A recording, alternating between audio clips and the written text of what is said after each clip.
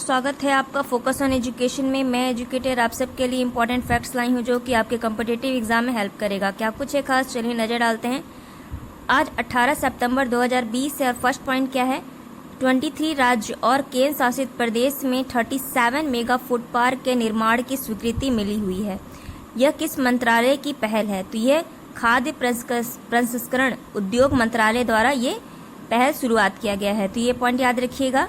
Next point क्या है कि किस देशों में ज्वालामुखी विस्फोट की घटना सामने आई है? तो ये इंडोनेशिया और इटली में ज्वालामुखी का विस्फोट हुआ है और यहाँ पे जो ज्वालामुखी ऐश होती है यानी राख होती है वो बहुत ज़्यादा पूरे कंट्री में फैल गई थी, तो इसलिए यह पॉइंट इंपॉर्टेंट बन जाता है।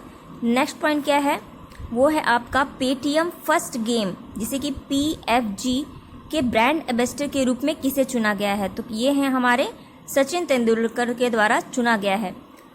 और नेक्स्ट पॉइंट क्या है हमारे लिए इम्पॉर्टेंट, ये इम्पॉर्टेंट बन जाता है कि भारत ने किस देश के साथ 10वीं defence technology and trend initiative जैसे कि DTTI के रूप में जाना जाता है कि बैठक आयोजित किया? तो वो किसके साथ किया है? ये अमेरिका के साथ किया है, ये वर्चुअली है, तो इसलिए ये इम्पॉर्टेंट बन जाता है अगर इस तरह का। और ये कौन सा है संस्करण? तो 10वां संस्करण है, ये भी पॉइंट आप याद रखिएगा। नेक्स्ट पॉइंट देखते हैं कि 10वीं राष्ट्रीय सुरक्षा सलाहकार यानी नेशनल सिक्योरिटी एजेंसी की ब्रिस्क बैठक में भारत का प्रतिनिधित्व किसने किया? तो वो कौन है? अजीत डोगल के द्वारा किया गया, ये भी पॉइंट याद रखिएगा। नेक्स्ट पॉइंट क्या है, वो है नेपाल किस देश के साथ मिलकर माउंट एवरेस्ट की ऊंचाई मापेगा? तो वो किसके द्वारा साथ? चाइना के साथ मिलकर माउंट एवरेस्ट की चोटी को मापेगा।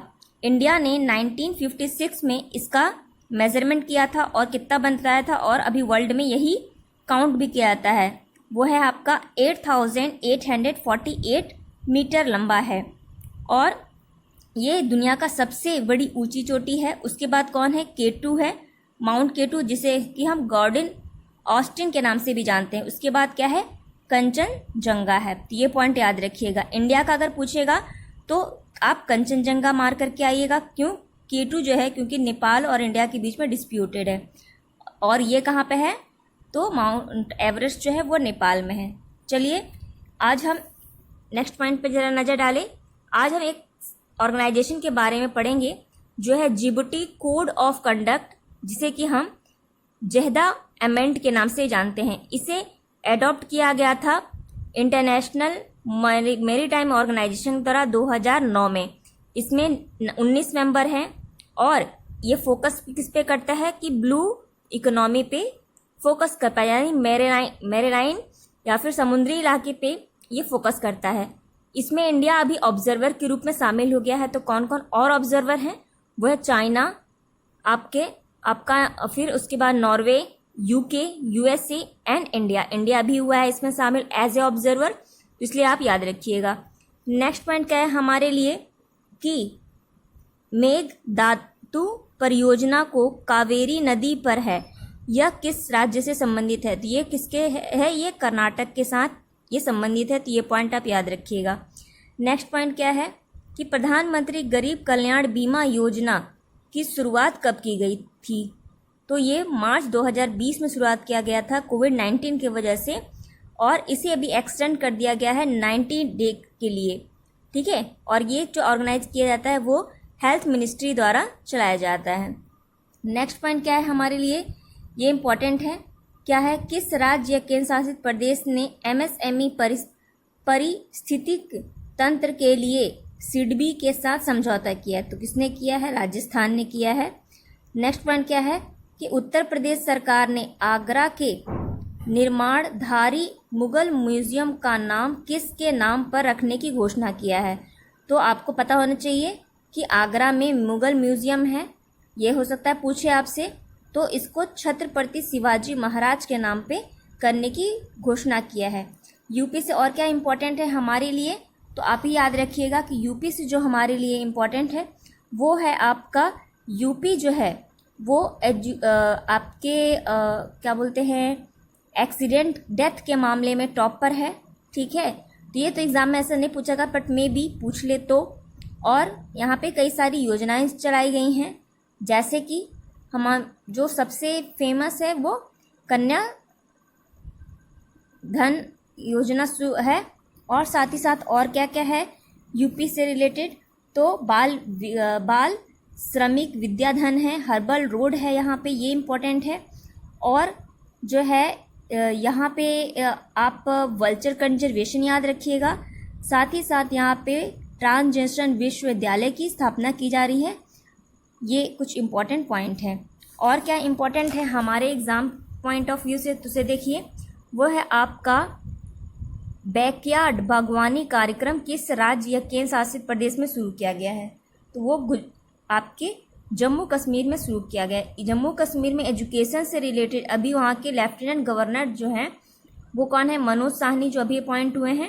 उन्होंने एक प्लेटफॉर्म लॉन्च किया है जिसका नाम है स्लैब कैरियर एजुकेशन प्लेटफॉर्म, ये पॉइंट भी याद रखिएगा। नेक्स्ट पॉइंट क्या है कि अटल बिहारी हिंदी विश्वविद्यालय किस राज्य में खोला जा रहा है, तो ये खोला जा रहा है आपके मध्य प्रदेश में, ये पॉइंट याद रखिएगा।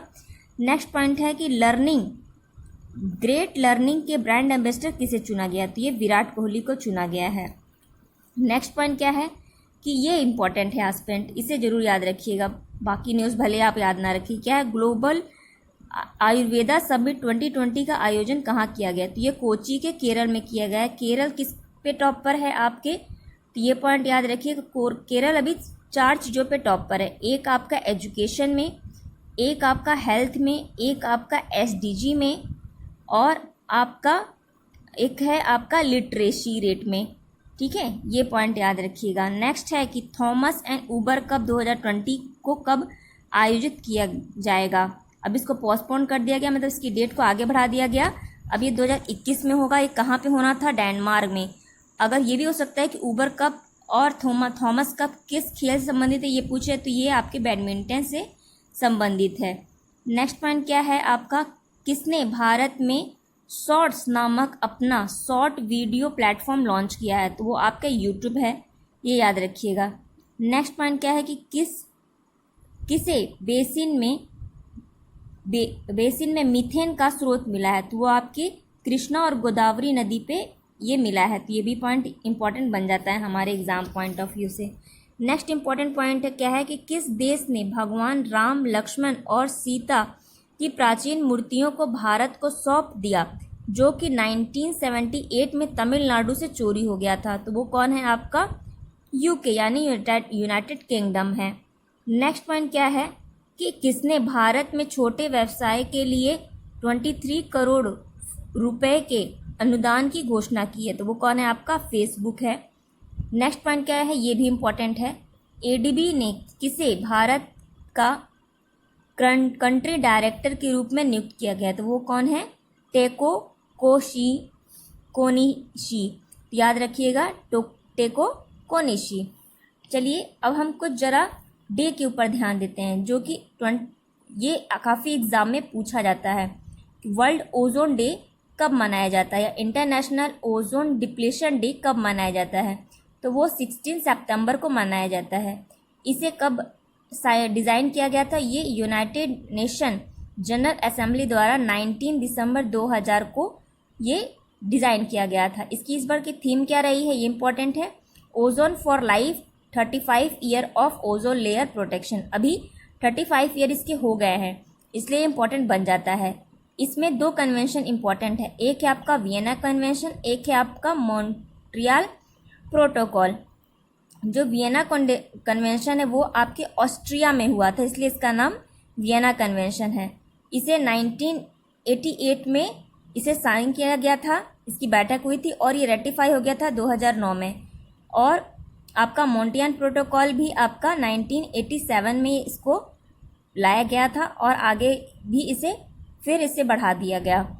नेक्स्ट है आपका अभी 17 सितंबर को अभी इसका दूसरा संस्करण है, दूसरी बार वर्ल्ड पेशेंट सेफ्टी डे मनाया गया, क्योंकि अभी कोविड-19 की वजह से ये आप देख रहे हो काफ़ी ये इस तरह की चीज़ें जो हेल्थ से रिलेटेड है वो एग्ज़ाम में पूछी जा सकती है। इस बार की थीम रही है इसकी health worker safety, A priority for patient safety. ठीक है, ये याद रखिएगा। और इसे 72 वर्ल्ड हेल्थ और एजेंसी द्वारा इसकी बैठक जब हुई थी 25 मई 2019 में, तो अडॉप्ट किया गया था। और 2019 में ये पहली बार मनाया गया 17 सितंबर को, और ये अभी दूसरी बार मनाया जा रहा है। तो ये कुछ इंपॉर्टेंट पॉइंट है जो हमारे एग्जाम पॉइंट ऑफ व्यू से इंपॉर्टेंट बन जाते हैं।